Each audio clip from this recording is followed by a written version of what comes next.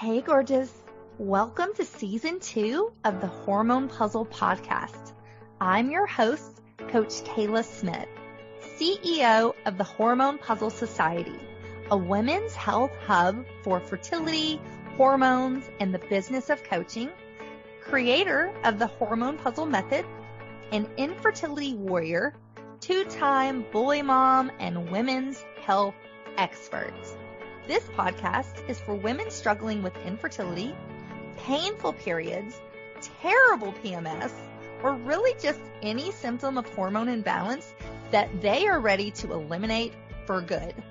Tune in weekly as we interview amazing experts in the fields of women's health, breaking down those hormone walls, nerding out on nutrition, and having way too much fun. Whether you're beginning your journey or you've been struggling for years, we're going to finally help you put those pieces of your hormone puzzle back together so that you can get pregnant and eliminate those pesky symptoms for good. Are you ready? This season is packed with even more expert guests sharing groundbreaking knowledge, giving you that jolt of energy that you so desperately need, sending you lots of virtual hugs, and inspiring you to take your fertility into your own hands and make that baby. Thank you so much for tuning in. Now let's get started on your road to transformation. I am so excited to welcome today's guest, Dr. Shahin Ghadir. He is the founding partner of Southern California Reproductive Center. Dr. Ghadir is board certified in both Obstetrics and Gynecology and Reproductive Endocrinology and Infertility. He is currently an assistant clinical professor in the Department of Obstetrics and Gynecology at the Geffen School of Medicine at UCLA and at the Keck School of Medicine at USC. A native Angeleno, Dr. Ghadir is continuously voted as one of the top doctors in the U.S. by Los Angeles County Magazine and Super Doctors of Southern California. He remains one of the most popular and approachable, well-liked fertility specialists in the country with amazing reviews online. Dr. Ghadir has been featured nationally and internationally in the LA Times, The Today Show, Redbook, People Magazine, Marie Claire, on Fox News, ABC News, BBC News, Telemundo, Univision, Bravo's Sons of Sunset, and The Late Night Show, as well as The Doctors. He is also featured on multiple YouTube channels and is very popular on his website as well as on thebump.com, along with other media outlets. He is a proud supporter of the Family Equality Council and has helped hundreds of LGBT couples and individuals build their families. He is dedicated to helping our country's military and arranges special discount programs. Dr. Ghadir recently started his own charitable organization named Fertility for All in order to raise awareness and funds to assist individuals and couples who are not able to afford the fertility journey. Dr. Ghadir, along with SCRC, has one of the highest pregnancy rates in the field of infertility. Equally as important, he has an incredible bedside manner and truly puts his heart and soul into every patient. He and his detailed-oriented team strive to make everyone's fertility journey the absolute best that it can be. Now listen in as we discuss men's fertility, fertility myths, egg freezing, LGBTQ, and the COVID vaccine. You are not going to want to miss this show. So let's welcome Dr. Ghadir to the show. Hey, Shahin, welcome to the show. Thanks for being here. Thank you so much for having me. I'm really excited. Me too. So tell us a little bit more about how you started working in women's health and kind of what was that defining moment for you? So I'm a fertility specialist, and I'm board certified obstetrician and gynecologist, and as also a reproductive endocrinology and infertility specialist, which is what I do most of my time. I don't do any more deliveries. When I was in my residency program, delivering and running after babies that are about to pop out all night long, when I did my rotation in the world of fertility, I realized that I had a calling there. I realized that my personality fit well. I was able to emotionally be there for my patients that really needed a little extra in hand-holding and a little bit extra TLC, and just a special place in my heart that just came very naturally, showing what I needed to those patients. It was also a very scientifically, rapidly growing technology in the world of fertility, which is something that I absolutely love. And it just worked out really well. And that was one of the moments where I realized I want to do this for the rest of my life. And so for some people, it seems to be very monotonous, just the same kind of infertility patients. But for me, the excitement is a new person, a new human being, a new challenge. And everyone's a little different in my world. Yes, it's similar. Everyone's trying to have a baby or preserve their fertility. But for me, it's extremely rewarding, and one of the most rewarding jobs I could ever have imagined in my life. Oh, I love that. And I completely agree. I mean, we're creating new lives, and what's better than that? Exactly. Yes. And I've heard your bedside manner is one of the best. And so I love it. That's amazing. Thank you. I never really think of it as bedside manner. I just think of it as me being a human being that cares. Right. So it's done very well for a lot of our patients. And I tell people I'm not the perfect doctor for every single person. I had a patient the other day ask me for, a study to back up everything I said. I said, I don't think I'm the right doctor for you, and I think you need to be in an academic institution because I'm here and I know what I'm doing, but I'm not going to be able to do that. So, I just realized that it works for most people, just like we're not the perfect fit for everyone, but it's worked out very well for many of my patients. For sure. I love that. And so let's talk men's fertility. I saw a study that you did, or you were on one of the news talk shows recently, and they were talking about how men's fertility has gone down like 50%. And so it's really incredible. Yeah. Isn't that crazy? Talk to me a little bit. It's really crazy because, first of all, I feel that in the world, infertility problems are almost always just blamed on the woman, which is really sad. And as a reproductive endocrinologist and infertility specialist, when I'm dealing with, even though I specialize in the woman's side, I evaluate every single man as well. And we are noticing more and more and more that many of these issues are not just the female, but they are the male. But over the years, they have shown how men's sperm counts and male fertility has declined a little bit at a time, more and more every single year. And I personally have to blame this on the environment and everything else that's going on. And I do have to blame a small amount of it on the same exact things that happen for women, and it's the age decline. Now, men are going to continue to produce sperm until the day that they die. However, with that being said, studies have clearly shown that after the age of 40, there is a significant decline in the quality of the sperm, and also higher chances of having chromosomally abnormal.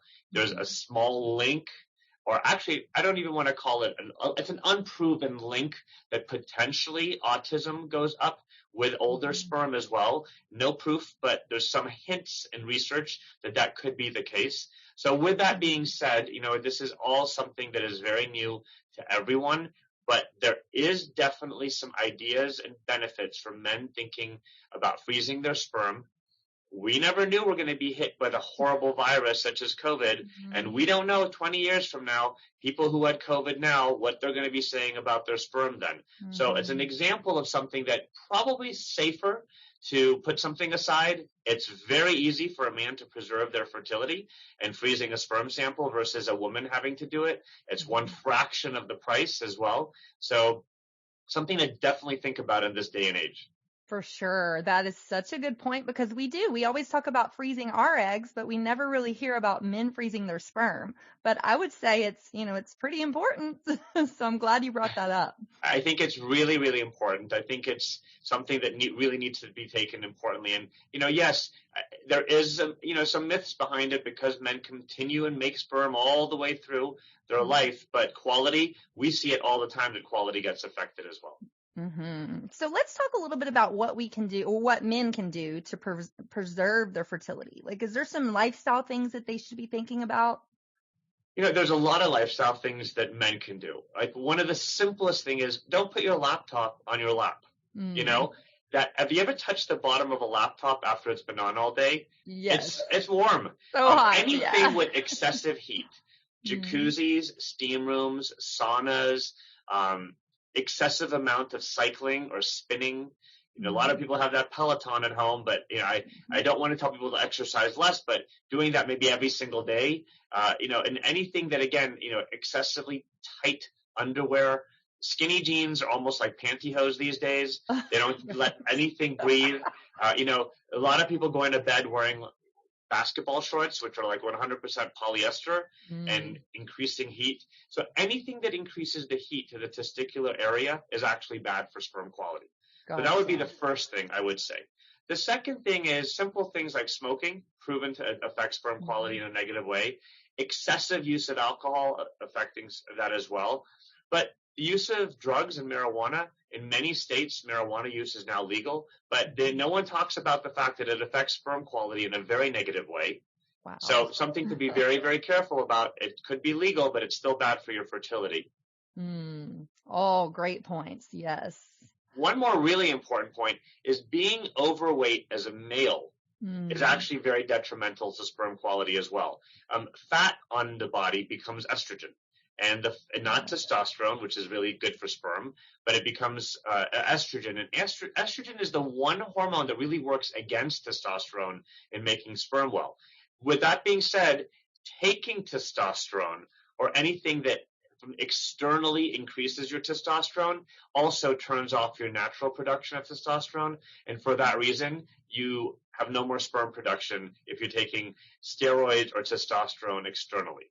Wow, that's such a great point too. I had a client recently and her husband was on testosterone and swore up and down he did not want to come off of it. And I'm like, well, if you're getting pregnant, he needs to come off that. Yeah, zero sperm count is not going to allow you to get pregnant. No, not at all. It makes a lot of guys feel really good. And if you're feeling great, it's really hard to come off something that's making you feel great. Exactly. And so let's talk about women's fertility. What are some things that we can do to preserve our fertility? A lot of things. In this day and age, the idea of egg freezing for a single woman that has no idea or desire about when they want to have a child, but knows for sure they want to, is the number one thing that someone can do. Wow. This technology wasn't really good or even around over 10 years ago. So in the last 10 years, we really perfected this idea of egg freezing. The technology in most reputable clinics like ours does incredibly well. We've had 44-year-old, 45-year-old women that froze eggs that did very well. Now, they are the major minority. So I don't want women who are like 40 sitting out there be like, great, I'll go in 5 years and do it. It's a big, big minority of people that are very lucky that still have been successful, but we've still done okay. So I just want people to know that if you've not done anything and you're 44 years old, still talk to a doctor. Decide if it could be potentially helpful. And also make sure that the clinic you're going to has had pregnancies from their frozen eggs and have done well. Some clinics have just froze eggs and never even thawed an egg yet. Luckily for us, we've had many babies already born from frozen eggs, and we were one of the pioneers in the area of egg freezing. But egg freezing is the number one thing. And the other thing is that then we have women that are married, but they've just put pregnancy and a child on the back burner. Just because you have a man in your life does not protect your fertility. So for those people, we would recommend instead of eggs, which they can still do eggs if they wanted to, but potentially think about doing what's called egg freezing. When you put the egg and the sperm together, you're able to make an embryo. You're allowed to let that embryo grow for a week. At the end of the week, you're even able to check the ones that have done well to make sure that they're healthy, genetically normal, and it even can tell you if they're a male or a female if you want to know. Amazing. And I heard that your oldest embryo was 14 years old. Is that correct? Actually, it was 15 years old. Oh, but wow. That's very close. That's amazing. 15-year-old. And that was with our old technology, and it was able to help someone. So the technology of freezing an embryo and coming back to use it is really good. Now, I tell people, please don't come in at 40 and freeze embryos and come back at 60, because that's still going to have a completely new set of challenges that we don't even want to go there. But, you have to take into consideration carrying a pregnancy as well. Definitely. So is there an age you would say you've frozen your embryo, when is the cutoff for coming back? So the American Society of Reproductive Medicine puts guidelines out there. Their guideline is that really no one over 55 should be pregnant. However, if you're 47 and you're overweight and have diabetes and have high blood pressure, I'm not going to be putting an embryo in you anyways. So I take it individually. Anyone who is at a certain age, usually around like 42 and above, 44 for sure, we ask that you see your cardiologist. We ask that you see your general internist. Ask that you talk to your OBGYN and make sure that you're perfectly healthy. All of these things are things that we have people do as clearances before even thinking about being pregnant. Because imagine you have one embryo left and you decide to be pregnant at 46 and you have not the best health. And then you have to go into a disastrous mode, which is very, very sad, and you deliver early or have a miscarriage or lose the pregnancy, and there's no more embryos. So we got to be very careful, and that's one of the things I do. I go out of my way to make sure I do for patients is to look at the overall picture and make sure that people are doing well and have thought things over and make sure that they're healthy and can do well carrying a pregnancy. Gotcha. I love that. Perfect. So let's talk a little bit about food and supplements. Is there any foods that you would recommend to kind of boost our fertility, or preserve our fertility? Once women are born, they're never going to create another egg again in their life. But there are lifestyle modifications and things that someone can do that I think keep them in a healthier state. And the healthier state you're in, I think helps preserve your eggs. Now, I want to immediately say this. I have had the healthiest woman in the world walk into my office at 40, and her egg reserve is so low, and it's completely out of your control. The majority of it comes from your genetics. So if your mom went into menopause early, and so did your sisters, and people couldn't get pregnant at an older age, there's a chance that may happen.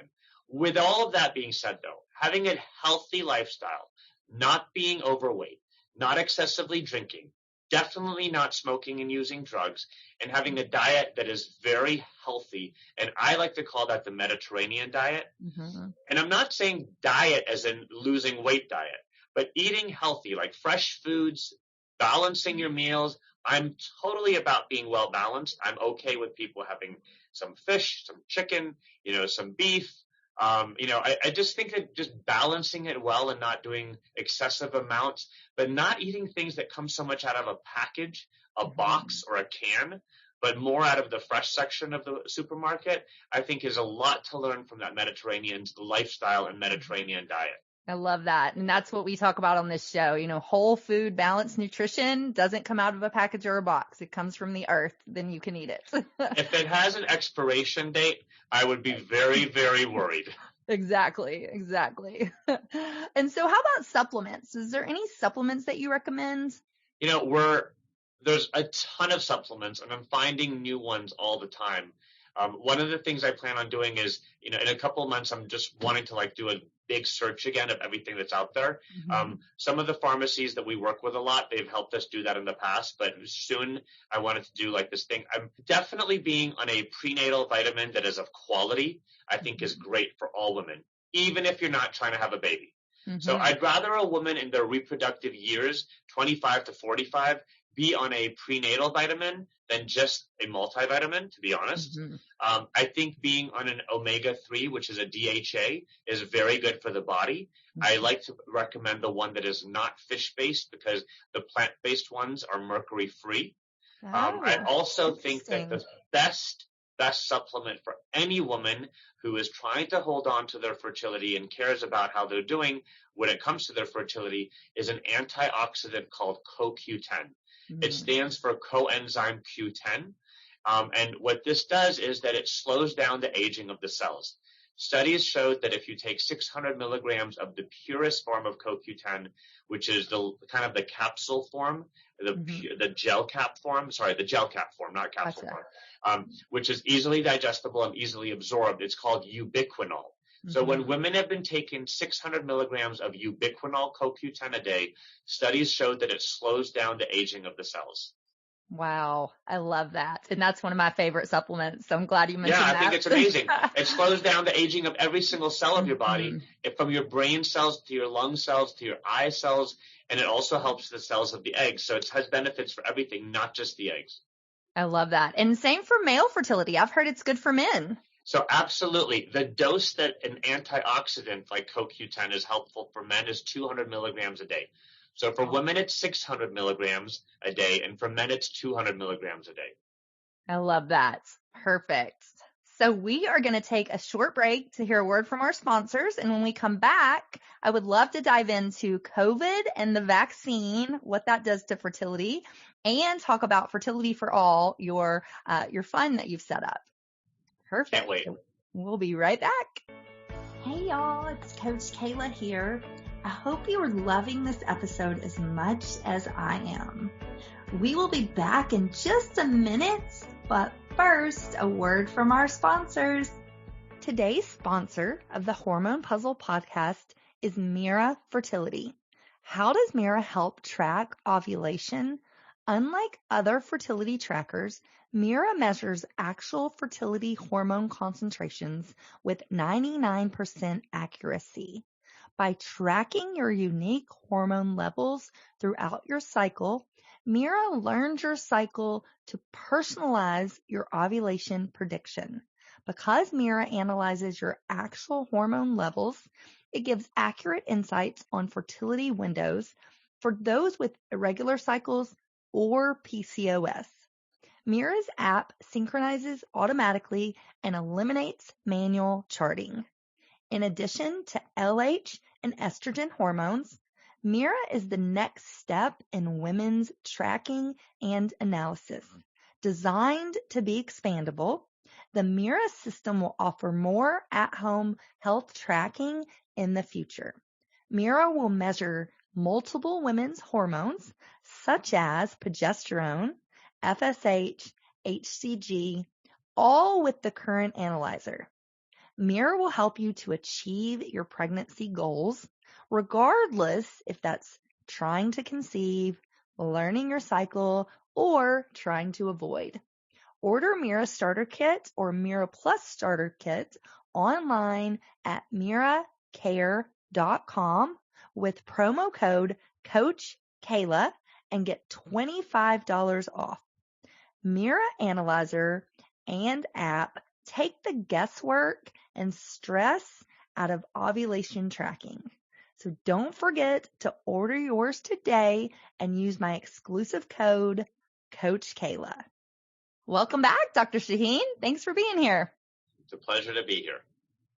Awesome. So let's talk about this vaccine and COVID. How does it affect our fertility? Can you tell us? So this conversation is going to be very, very short. Unfortunately, this is the number one question that any human being has asked me in the last couple of months, and I don't have any answers.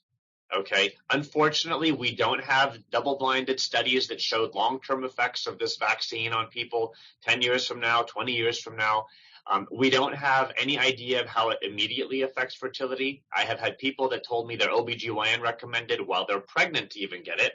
I've had people that the other day I got a call from someone saying that their doctor told them to forget it and then wait for 6 months before thinking about being pregnant. I don't know where people are getting this data. Really? But my heart of heart is telling me that if it's available and you can get it, you should get it, because we don't know what's worse, the vaccine, which I highly doubt, or actually catching COVID while being pregnant, which I think could have some negative effects for everyone. But there have been people that caught COVID while pregnant and their children were born with zero problems as to date. So we are recommending in our clinic that if you get the vaccine and you're in the process of fertility treatments, to wait for 4 weeks before an embryo goes into your body, because of the immune response many people have gotten to the second vaccination. And to be honest, maybe even now the one single vaccinations. Many people have their bodies that kind of react, and for a few days are just not doing that well. So I don't know how amazing it is to be pregnant at that time. I think if someone's thinking about fertility in the future, I really don't know of any other options to be able to live your life these days without getting this vaccine. And my bottom line is to people, I got the vaccine and I made sure that all my family members got the vaccine. And if even I was planning on having other kids in the future, I think the vaccine is going to be the safest route to do now before being pregnant. But again, zero data to validate any of my thoughts or feelings. Gotcha. And that's kind of what I was thinking too. Is it worse to get COVID and be pregnant or, have something happen there or get the vaccine? Absolutely. I hear you. Absolutely. So let's talk a little bit about ovarian reserve and testing our hormones. More and more people are waiting until later in life. We talked about egg freezing. So how important is it to get our hormones tested and kind of know where we stand? So you just know what questions I love. Because it's the same questions I love. So I got to tell you, if I could just talk about ovarian reserve all day long, I could. Because I don't know how to explain to people how incredibly important it is to not ignore this aspect of your life.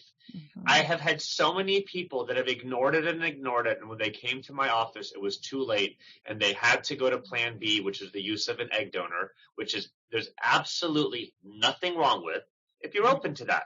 But for some people that were against it and did not feel comfortable, it closed doors, and I'd hate to see that happen for anyone.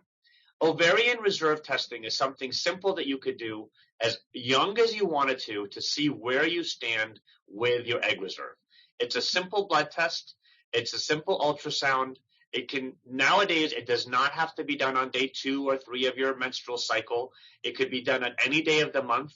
The major blood test that I think has revolutionized fertility is called the AMH blood test, anti-Mullerian hormone. AMH can be tested at any time in your life with a simple blood test, whether you're on your menstrual cycle, whether you're anywhere in the month, whether you're on birth control or not. So with that being said, it is a simple test. You can ask your OBGYN to go ahead and test for you. I think that some fertility specialists are better in interpreting those numbers than your OBGYNs. Now, some of our local OBGYNs around where I am know how to interpret it amazingly well and give some great advice on those numbers to patients. And then I've had people that came in 4 years later and said, my doctor said my level was great and I didn't have to worry and I'm still not pregnant. And I'm thinking in my head, that was not a great number to begin with. Why did your doctor tell you that? And now you're 4 years into it and things look worse. So you can set up consultations these days with phone calls around the world. I'm doing consultations, for example, for patients from all over the world these days, more than before. And I go over people's results with them and give them feedback. I've had people fly 16 hours, from places that they're allowed to come and see us. That's amazing. So giving some excellent feedback and getting some really sharp, good discussion points on your fertility and giving you some really great recommendations from a fertility specialist that really understands, I think is the best recommendation I can give. The vaginal ultrasound also looks at your ovary because you can tell by the look of an ovary if it looks very youthful or if it also looks like it's had a decline in fertility. So taking that and putting it together with the blood test, I think gives you some really, really good information. I love that. And so how would that work if somebody was anywhere in the world other than where you are? They would go to their doctor here or where they are and then have you schedule a call with you? So this is how I've done it for many people. People that know they don't have access to the best fertility treatments in the world, they go to our website, which is www.scrcivf.com, or you can Google Southern California Reproductive Center. On the website, there's a location where you can request a consultation with me. All of our consultations, all of them are by telemedicine right now. So it means by phone call 99% of the time. 1% of the time, patients want to do it so they're seeing a screen with each other's face. I think if they want to, we're happy to do that as well. But we can go through everything, A to Z, and at that point, I'll make the recommendations of what they should have done and what they do, and then they'll set up a follow-up call with me where we discuss them all together. If you've already had them done, people send the records in with their consultation, and that we can review them together when we're talking to each other. But basically, those are the two ways that we can do it. And then we have people that, I have people I'm in Los Angeles, but I have people from New York and from Texas and Chicago. We do everything. We get them going with a local doctor, just get them started. And a week before or a few days before the procedure and the removal of the egg, we have them fly in. And then afterwards they leave, and we do everything in-house in our laboratory for them. I love that. And you're in California, so not a bad place to fly into. No, we are actually in the heart of LA. Our office is located in Beverly Hills. So you have lots of little nice places to go for lunch. And now that restaurants are open, you can enjoy yourself and do it in a safe way. So yes, we're in a great location. I love that. Love it. And so talk to me a little more. I know you work with LGBTQ community. So tell me a little more about that. How are you helping this section of our population? So this population, I have to tell you, it really means a lot to me to help. Unfortunately, gay couples, lesbian couples, transgender couples, or even single individuals, have a very difficult time, obviously, getting pregnant with the old-fashioned manner that we do. And it has given us the opportunity to allow some amazing, amazing couples have beautiful families of their own and make their dream of having a family come true. It is more involved, of course. They have to have the help of my facility and my services to help. But we have had many, many amazing couples, gay and lesbian, have beautiful families of multiple kids, grow and grow and grow. We do everything. And this is where we have a lot of international patients coming to us. Unfortunately, like surrogacy, egg donation are very illegal in lots of places, sadly, but not here. The use of surrogacy has become very common and growing around the world, and people are coming to California a lot for that because we are very open and legally allowed to do all of that, and we do it in the safest way possible. A lot of people before the transition from one gender to another like to preserve their own sperm or eggs so they can still have biological children down the line. So these are things that we've done for many people. I love that. I love that. So do we. It's very touching to be able to help with that. Yes, because the path to parenthood looks different for everyone. So it sounds like for everyone. Yeah, everyone. It sounds like you guys are helping a lot of different areas. So I love that.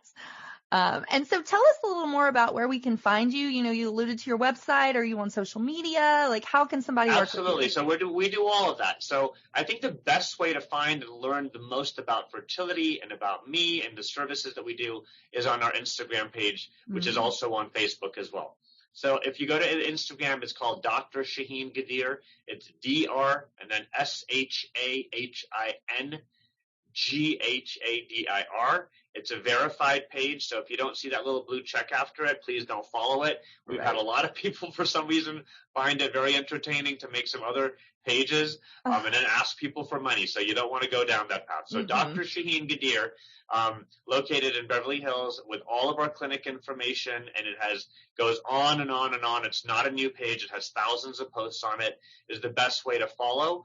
You can either message as well. You can go to the actual website of our clinic, which I told you earlier. It was Southern California Reproductive Center. It's scrcivf.com. And this is the best ways to follow. We do have now my new podcast that has just been launched. This week. That's awesome. For that matter. Yes, it's called The Fertile Life. It doesn't talk just about fertility, but it talks a lot about life and about the challenges that life has to present to people in their reproductive years and a lot of those things as well. And we're also on the YouTube channel, which is called Fertility Talk by Dr. Shahin Ghadir. So all of that is out there for people to get educated and to learn and to be very proactive about their fertility. Perfect. And we'll have all that linked in the show notes, so everybody didn't have to feverishly write that down, but that's awesome. I love it. I love that. Thank you so much. For sure. And so do you have any final thoughts before we close out here? Yeah, I want to say that I really appreciate people like you addressing the hormone puzzle and addressing issues in life that people are so confused about. I think the more that we as healthcare providers in any aspect are educating people are learning, people are knowing when to pay attention, people are being more proactive, people that care not only about the medical treatment, but are treating people as a whole human being, looking at their emotional aspects, about being supportive to them during this process.